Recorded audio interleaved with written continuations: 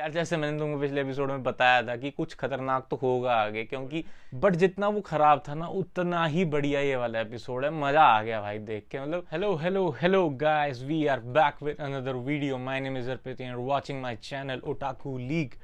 So guys, before we start with the video, please do like and share the video, subscribe to the channel. Let's go.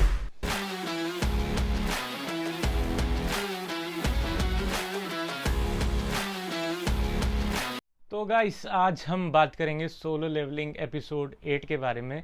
हाँ मतलब episode 8 अब आया है actually में। तो जो पिछला एपिसोड था वो एपिसोड 7.5 था। अगर तुमने वो देखा नहीं है तो यहाँ पे कहीं पे बटन आ जाएगा, तो उसको चेकआउट कर लो तुम। बाकी हाँ यार कुछ था नहीं उस एपिसोड में, मतलब फालतू टाइम पास था, मतलब ताकि गैप ना आ जाए ज़्यादा, इसलिए उन्होंने वो घेर दी। एपिसोड था नहीं उसमें कुछ भाई, ऑलमोस्ट फिलर था वो। तो हाँ अब एपिसोड 8 एक्चुअल में आया है तो उसके बारे में बात स्टार्ट करते हैं। So let's begin with that. So guys अब क्या होता है बेसिकली, जो स्टार्ट होता है एपिसोड उसमें दिखाते हैं लास्ट एपिसोड में जैसे हमने देखा था एक डंजन में गए होते हैं सारे लोग। तो अब दिखाते हैं कि वहाँ पे हंटर्स जो हैं वो मैजिक बीस्ट से लड़ रहे हैं अभी, मतलब 8th एपिसोड की स्टार्टिंग में। और मतलब सारे मिलके छोटे मोटे मैजिक बीस्ट को तो हरा देते हैं। तो उसके बाद क्या होता है, ये लोग आगे जाते हैं तो वहाँ रास्ते में क्या होता है, एक फोक्स आ जाता है। तो जब फोक आ जाता है तो ये लोग डिसाइड करते हैं कि अब क्या करेंगे।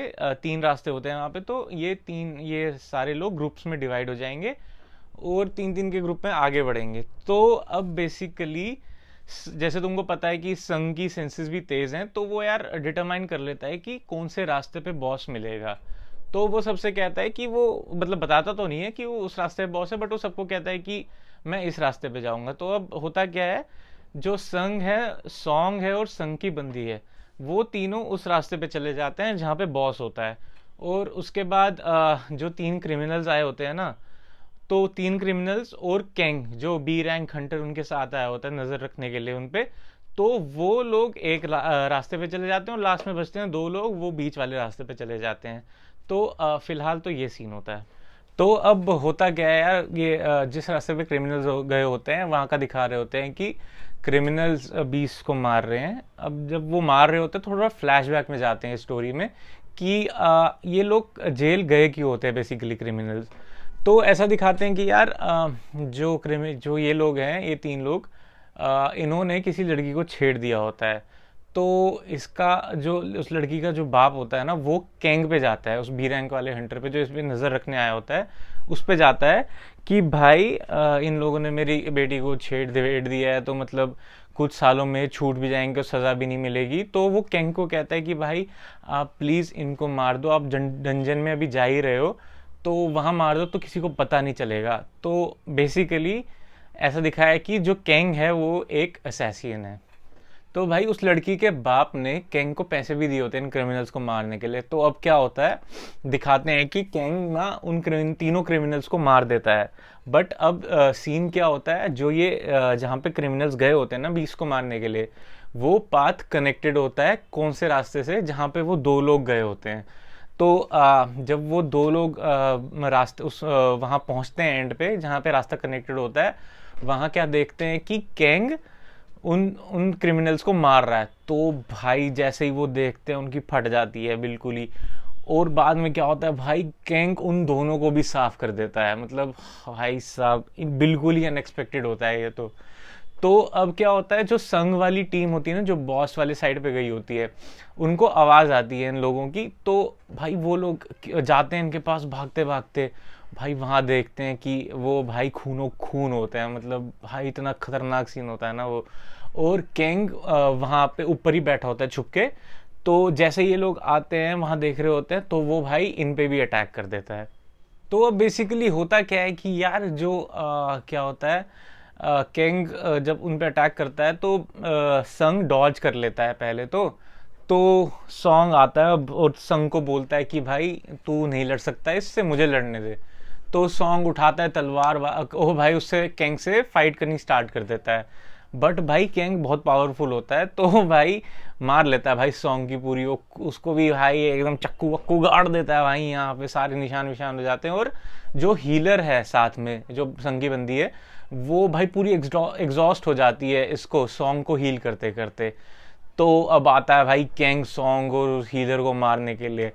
बट भाई अपना संग जो है भाई पावरफुल हो चुका है भाई, पहले जैसा तो है नहीं अब वो आता है भाई पूरा हीरो वाली एंट्री लेके और भाई उसको रोक लेता है उसका अटैक फिर से कैंग का। भाई कैंग की अलग भाई ऐसे फट जाती है, क्या हो रहा है भाई मेरे साथ। तो यार वहाँ कैंग को समझ नहीं आ रहा कि मतलब यार संग इसके अटैच बार बार डॉज कैसे कर रहा है, मतलब ई रैंक हंटर है ये। और ये वही कैंग वही है जो जब हॉस्पिटल में था ना संग, वहाँ टेम्पल में मार खाने के बाद जो दो लोग इसको विजिट करने जाते हैं उनमें से ही एक था कैंग। तो कहता है वहां पे तो इसका चेक किया था हमने तो कि भाई इसकी तो कोई रीडिंग थी ही नहीं भाई, तो ये इतना पावरफुल कैसे हो गया। तो उसको थोड़ा बहुत सोचने पे समझ आता है कि संग की सेकेंड सेकेंड अवेकनिंग हो गई है। तो भाई वहाँ सॉन्ग और उसकी बंदी सुन के हैरान, अरे सेकेंड अवेकनिंग हो रहा, बाप रे। तो उसके बाद अब संग उससे पूछता है किंग से कि भाई तूने क्रिमिनल्स को मारा तो मारा, बट बाकी दो बंदों को क्यों मारा, कि भाई उनकी क्या गलती थी, क्रिमिनल्स को मार दिया चलो ठीक है जो भी था, बट उन दोनों को तो नहीं मारना चाहिए था। तो भाई वहाँ थोड़ा बहुत बातचीत करके तब पता चलता है कि भाई कैंग को भाई इंसानों को मारने में मजा आता है 20 से ज़्यादा। तो यार अब कैंग और संग की फाइट स्टार्ट होती है। तो भाई फाइट के बीच में ना संग के सामने स्क्रीन आती है वापस से, उसको बताती है कि there are people who want to kill you so defeat them, ऐसा करके आता है। क्योंकि यार जो कैंग है ना उसकी थोड़ी ना किलिंग इंस्टिंक्ट बाहर आती है, मतलब दिखाते हैं उसमें।